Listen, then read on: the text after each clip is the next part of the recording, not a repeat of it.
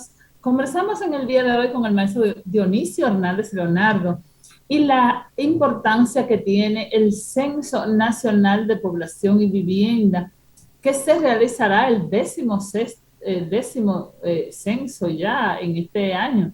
Inicia el día 10 hasta el día 23 de este mes de noviembre, y el cual debe ser apoyado por todos los dominicanos con miras a tener las informaciones lo más precisas posible que permitan a las universidades, a las instituciones del Estado, tomar las mejores decisiones porque tengan ahí los datos lo más precisos posibles para poder planificar lo que es un mejor país para todos nosotros.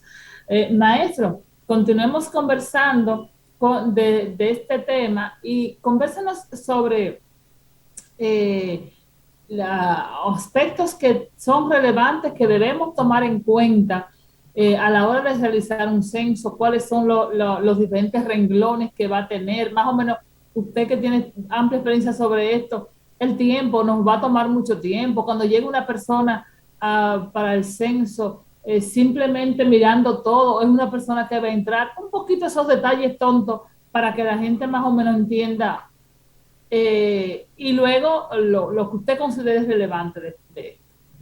Bien, el censo se organiza, digamos, a nivel provincial, a nivel regional, provincial, municipal. Dentro de cada municipio o distrito municipal se hace una división geográfica y se forman los llamados polígonos. Dentro de los polígonos se definen áreas de supervisión y dentro de las áreas de supervisión están los segmentos censales. Un segmento censal puede tener 50, 60 viviendas, dependiendo el criterio que use la Oficina Nacional de Estadística. Perdona, maestro, antes que se me olvide. Si dentro de todas esos detallitos que le pedí que usted explicara, la persona que está, por ejemplo, cuando lleguen a una casa, tenemos que hacer el acta de nacimiento. ¿Qué va a pasar, por ejemplo, con una persona que no tenga acta de nacimiento? Por ejemplo, ¿qué va a pasar con los inmigrantes? Bueno, esas cosas. Perfecto. Bueno, entonces en un segmento censal se asigna un empadronador. En otros países se llaman censistas. Pues, el empadronador que va a ir con una tableta, con un dispositivo móvil, que va a hacer un censo, en donde ya no se van a llevar cuestionarios físicos, sino una tableta. Entonces, generalmente las preguntas se le hacen al jefe del hogar, jefe o jefa del hogar, que es la persona que se identifica como tal en el hogar. Ya sea puede ser el padre, la madre o un hijo mayor, o la persona que los demás les reconozcan ese estatus, ese el jefe del hogar o jefa del hogar. Entonces, esa persona va a responder sobre los aspectos básicos del hogar. Se va a preguntar, por ejemplo, de qué está construida la casa, el piso de la casa, las paredes de la casa, el techo de la casa. Obviamente que el empadronador va a estar viendo eso, pero tiene que preguntarlo. Y luego pregunta cuántos cuartos tiene la casa para dormir y cuántos cuartos tiene en general, cómo se abastece de agua, la disposición de excreta, la disposición de basura. Bueno, esas son preguntas sobre el hogar, sobre la vivienda. ¿Cuántas personas viven en el hogar habitualmente? Esto es importante. Las personas que viven habitualmente en el hogar. Por ejemplo, si usted tiene familia en Neiva y usted vive en la capital, ya usted no forma parte del hogar de Neiva. Ya usted forma parte del hogar donde vive. Un hogar puede ser de una persona o de más de una persona. Y no tienen que ser familia. Lo único que se requiere es que compartan un techo en común y un presupuesto en común para que formen el hogar. Entonces, hay preguntas luego sobre los bienes que tienen el hogar, si tienen vehículos, si tienen inversor, si tienen internet, si tienen computadora, son preguntas del hogar.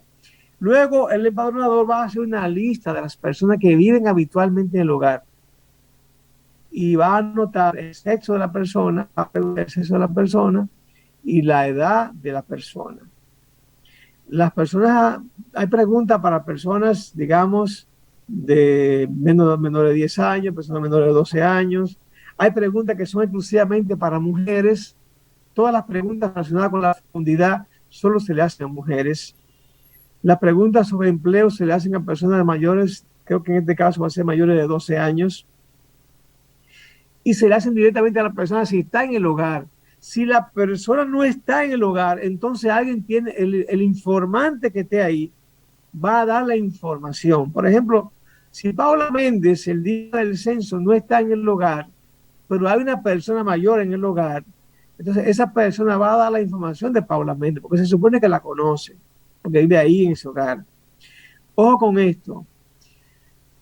Si Paula Méndez, y la pongo como ejemplo, porque mi amiga Paula, que está aquí conmigo, me está entrevistando, si Paula no está en el hogar y Paula está en otro hogar el día del censo y en ese hogar están censando, a Paula no la pueden censar en ese otro hogar, porque es un censo de derecho. O sea, la persona se censa en el lugar donde reside habitualmente. Si usted está de visita en una casa donde están censando, a usted no pueden censarla en esa casa. A usted hay que censarla donde usted vive habitualmente.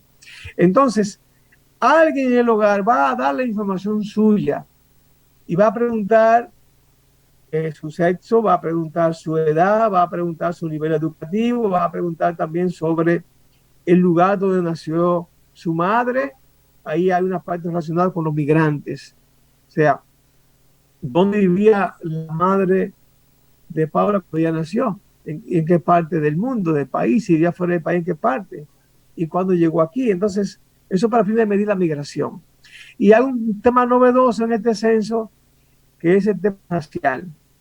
Tengo una, digamos, racial, okay, sobre la raza. En ese tema, aunque ya no vale la pena seguir, digamos, ahondando críticas, lo que se pregunta es cómo se define la persona. Eso va a ser un poquito subjetivo, sobre todo cuando me pregunten a mí, por ejemplo, ¿y cómo se define su hijo? Que posiblemente ese día no esté en mi casa. ¿Cómo se define él en términos de color? Yo no sé cómo se define él, porque es un aspecto de él. ¿Usted me entiende? Eso es tanto subjetivo. Sobre acta de nacimiento, no hay que tener acta de nacimiento. A la persona sí se le va a preguntar por la cédula, pero no es obligatorio presentar la cédula. La idea es registrar a la persona y comenzar a crear un registro de personas a partir de la cédula. O sea, cuando llegan a su casa, le van a preguntar que le muestre su cédula y van a tomar el número de su cédula para registrarlo. Pero ese número no se registra con fines de perseguir a nadie, sino de tener un registro de personas. Porque la ONE no es el DNI, no es la DEA, no es la DNCD, no es nada de esa cosa. La ONE es una institución que se dedica a recolectar datos. Y los aspectos personales no son entregados a nadie.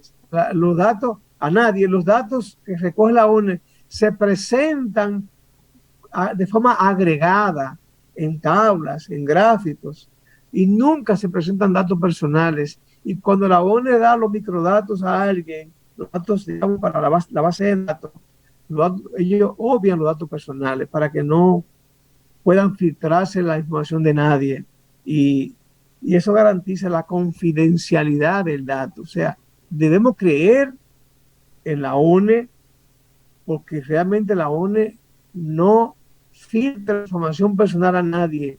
Es una institución muy seria. Históricamente ha sido una institución muy seria y confiable. O sea que debemos tener confianza en el empadronador. Y repito, no se va a requerir acta de nacimiento a nadie, simplemente se va a pedir la cédula, pero el que no quiera darla, no la da, no hay ningún problema. O sea, dar el número, mostrarla físicamente. Eso es. Muy bien, maestro, importantísimo porque muchísima gente pueden estar asustados por este tema último justo que usted trata y luego no participar y quedarse fuera. Y de esa forma entonces son personas con las que no podemos contar para una buena y adecuada planificación de las actividades de nuestro país. Maestro, qué pena, hemos llegado al final del programa. Ahora continúa nuestro querido Jacinto Sención con otro segmento importante. Le agradezco muchísimo las explicaciones que nos ha dado hoy, que eran vitales Así que gracias por siempre estar, maestro. Pase buen día a todos. Gracias por su sintonía. Adiós.